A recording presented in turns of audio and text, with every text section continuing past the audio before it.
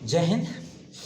उम्मीद करता हूँ आप, आपके परिवार के सदस्य, आपके शिक्षक, आपकी पुस्तकें, आपका संविधान सभी सुरक्षित होगा और अपना अपना अध्यापन अच्छे से कर रहा होगा। सूचना है दो विश्वविद्यालयों की और पीएचडी के एडमिशन का संदर्भ और संबंध दोनों ही हैं। 22 और 23 का सेशन है और दोनों ही सेंट्रल यूनिवर्सिटियां हैं। यदि आप या आपके जानने वाले, आपके मित्र, साथी, आपके बॉयफ्रेंड, आपके गर्लफ्रेंड, आपके माता, आपके पिता पीएचडी करने के इच्छुक हैं और केंद्रीय विश्वविद्यालय से रेगुलर माध्यम से करने के इच्छुक हैं, तो दो विश्वविद्यालयों के नोटिफिकेशन आए हैं जिसके बारे में कर रही है आपसे बातचीत। और दोनों ही विश्वविद्यालयों का संबंध दिल्ली से है। एक विश्वविद्यालय का नाम है जामिया मिलिया इस्लामिया और एक विश्वविद्यालय का नाम है इंदिरा गांधी मुक्त विश्वविद्यालय। इंदिरा गांधी मुक्त विश्वविद्यालय को ही इन शॉर्ट में हम लोग इग्नू बोलते हैं और इग्नू के नाम आते ही लगता है मन में डिस्टेंस एजुकेशन या फिर ओपन एजुकेशन, लेकिन पीएचडी पाठ्यक्रम डॉक्टर ऑफ फिलॉसफी इग्नू में रेगुलर माध्यम से होती हैं और वो सभी सुविधाएं पीएचडी की मिलती हैं इग्नू में भी जो अन्य किसी केंद्रीय स्टेट विश्वविद्यालय में प्राप्त होती है।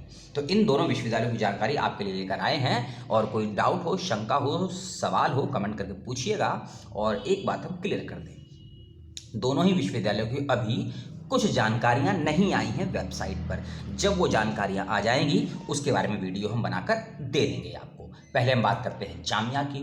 जामिया मिलिया इस्लामिया यूनिवर्सिटी का नाम है और इसके अनुसार पीएचडी सेशन 2022 और 23 के लिए एप्लीकेशन फॉर्म मांगे हैं यूनिवर्सिटी ने और एप्लीकेशन फॉर्म को फिलअप करने की अंतिम डेट, लास्ट डेट, डेडलाइन रखी गई है 22 दिसंबर 2022। ध्यान से सुनिएगा, 22 दिसंबर 2022 जामिया मिलिया इस्लामिया में पीएचडी अप्लाई करने की अंतिम डेट रखी गई है। फॉर्म को फिलअप करने का लिंक वेबसाइट पर मौजूद है और वेबसाइट और फॉर्म फिलअप करने का लिंक आपको वीडियो के ही डिस्क्रिप्शन बॉक्स में प्राप्त हो जाएगा। डिस्क्रिप्शन बॉक्स में दिए गए लिंक यदि वर्क ना करें कमेंट करके बताइएगा, आपको रिफ्रेश करके नई विंडो से नया लिंक भी दे देंगे, वैसे तो पुराना लिंक काम कर जाएगा। ठीक है, चलिए। और जामिया के बारे में सुन लीजिए क्योंकि माइनॉरिटी कोटा और मुस्लिम कोटा दोनों ही यहाँ लगता है। तो आप यदि एससी हैं या आप एसटी हैं तो जामिया में अप्लाई करते वक्त आप एससी एसटी काउंट नहीं होंगे, आप जनरल कैटेगरी में ही काउंट होंगे, इस बात का ध्यान रखिएगा। हाँ, लेकिन अगर अभी माइनॉरिटी कैटेगरी में आते हैं या मॉमडन हैं तो आप उस कैटेगरी में चले जाएंगे, ओबीसी वाले कैटेगरी में, अगर आपके पास वो डॉक्यूमेंट सर्टिफिकेट है तो। ठीक है, नहीं तो आप जैसे कि आप दिल्ली में अप्लाई करेंगे, दिल्ली यूनिवर्सिटी में, और आप एससी हैं तो आप एससी काउंट होंगे, लेकिन जामिया में और एक और है अलीगढ़ मुस्लिम यूनिवर्सिटी में, इसमें कुछ विशेष कोटा चलता है तो वो अलग अलग रूल्स एंड रेगुलेशन है जीओआई के, यानी कि गवर्नमेंट ऑफ इंडिया के, उसको लेकर क्लेम वगैरह, आपत्ति वगैरह आप वहाँ दर्ज कर सकते हैं। जामिया के बाद दूसरी साल है IGNOU, Indira Gandhi national open university जिसको हम बोलते हैं। यहाँ पे पीएचडी के फॉर्म आए हैं और इग्नू में पीएचडी के फॉर्म को अप्लाई करने की लास्ट डेट रखी गई है 20 दिसंबर 2022। कन्फ्यूज मत होइएगा, जामिया की लास्ट डेट है 22 दिसंबर, इग्नू के पीएचडी की लास्ट डेट है 20 दिसंबर 2022। जामिया के फॉर्म की फिलअप करने की जो फॉर्म की फीस है वह 1500 रुपये रखी गई है एग्जैक्ट, क्योंकि लास्ट ईयर 1500 ही थी। जब फॉर्म भरेंगे तो वहाँ आपको मालूम चल जाएगा 1200 है, 1000 है या 1500 है। ठीक है, कैटेगरी वाइज थोड़ा फीस ऊपर नीचे होता है जामिया में भी, इग्नू में भी। और इग्नू में जो वेबसाइट पर जानकारी है उसके अनुसार इग्नू में पीएचडी के फॉर्म भरने की फीस रखी गई है 1000 रुपये की। ठीक है, दोनों ही विश्वविद्यालयों की कुछ जानकारियां नहीं आई हैं, जैसे कि अभी दोनों ही विश्वविद्यालयों ने अपनी अपनी वेबसाइट पर जो प्रोस्पेक्टर होता है, जिसको ब्राउचर बोलते हैं, कोर्स की विवरणिका बोलते हैं, अपलोड नहीं की है। और जब तक प्रोस्पेक्टर, विवरणिका, ब्राउचर अपलोड नहीं होगा वेबसाइट पर तब तक सीट के विषय में, एग्जामिनेशन की डेट के विषय में, इंटरव्यू की डेट के विषय में, किस किस को एंट्रेंस एग्जाम से छूट मिलेगी उसके विषय में ये जानकारी नहीं आई है वेबसाइट पर। और इन चीज़ों को लेकर सवाल भी आप लोग मत पूछिएगा। ठीक है, इसका ध्यान रखिएगा। जामिया मिलिया इस्लामिया यूनिवर्सिटी और इग्नू यूनिवर्सिटी के दोनों ही एंट्रेंस एग्जामिनेशन एमसीक्यू माध्यम से पूछे जाएंगे, इन बातों का ध्यान रखिएगा।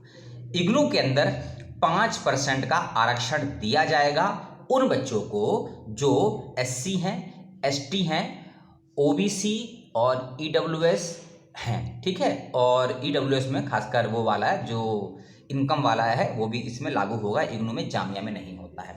और 5% का रिलैक्सेशन भी मिलेगा आप लोगों को, क्योंकि 55% मांगा जाता है पीजी में, लेकिन अगर आपके 50% नंबर हैं पीजी में और आप यदि पीएच कैटेगरी में आते हैं, एससी कैटेगरी में आते हैं, एसटी कैटेगरी में आते हैं तो आप अप्लाई कर सकते हैं इग्नू में। जामिया में ये नियम नहीं है। जामिया में 55% नंबर होना ज़रूरी है, चाहे आप SC हैं, चाहे ST हैं, चाहे PH है। इस बात का विशेष रूप से ध्यान रखिएगा। और दूसरी चीज़, एंट्रेंस एग्जामिनेशन में 2 पेपर आएंगे, पार्ट 1 पार्ट 2।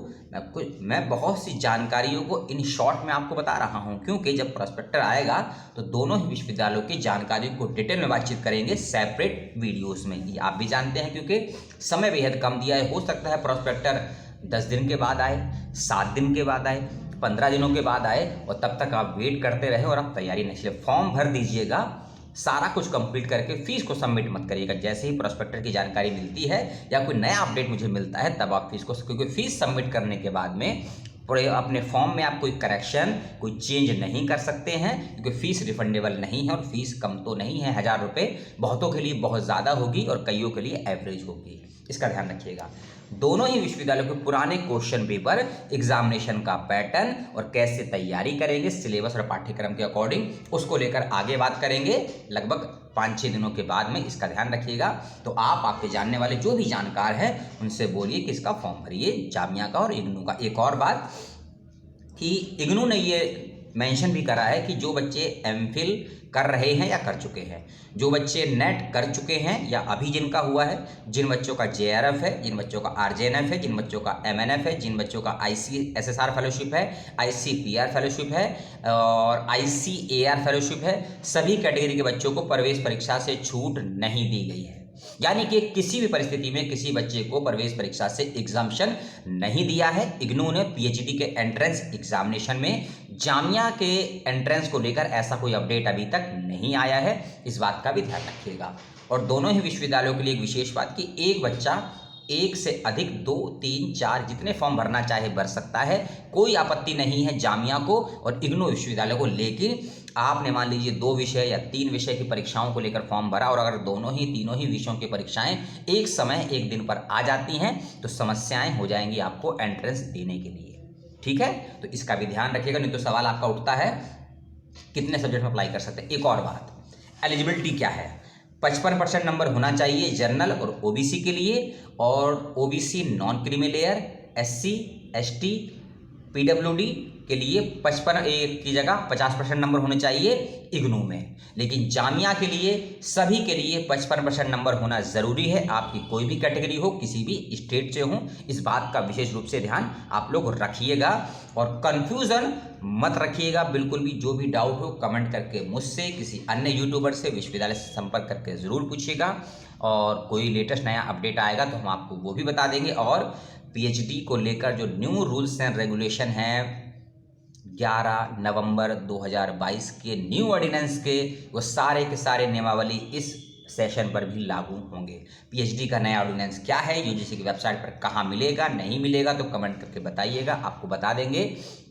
नहीं तो PhD के नए ऑर्डिनेंस को लेकर 2 से 4 दिनों में एक नया लाइव करेंगे लंबा चौड़ा, उसमें अपने सवालों को रखिएगा आप लोग। और आपने अपने सब्र के साथ इस वीडियो को देखा, सुना, समझा, तो उसके लिए बहुत बहुत सभी का तहे दिल से सलाम है, धन्यवाद है। और आपके पास भी कुछ सवाल हो आपका, किसी अन्य का, किसी अन्य का, तो अन्यथा को बगल में रखते हुए सवाल को कमेंट बॉक्स में डाल दीजिएगा। आपका सुझाव हो उसको ज़रूर दीजिएगा। मेरे कंटेंट में, मेरे प्रेजेंटेशन में किस प्रकार का आप सुधार चाहते हैं ज़रूर बताएं, क्योंकि जो सवाल करता है वही सीखता है और वही सामने वाले को सचेत भी करता है। सलाम।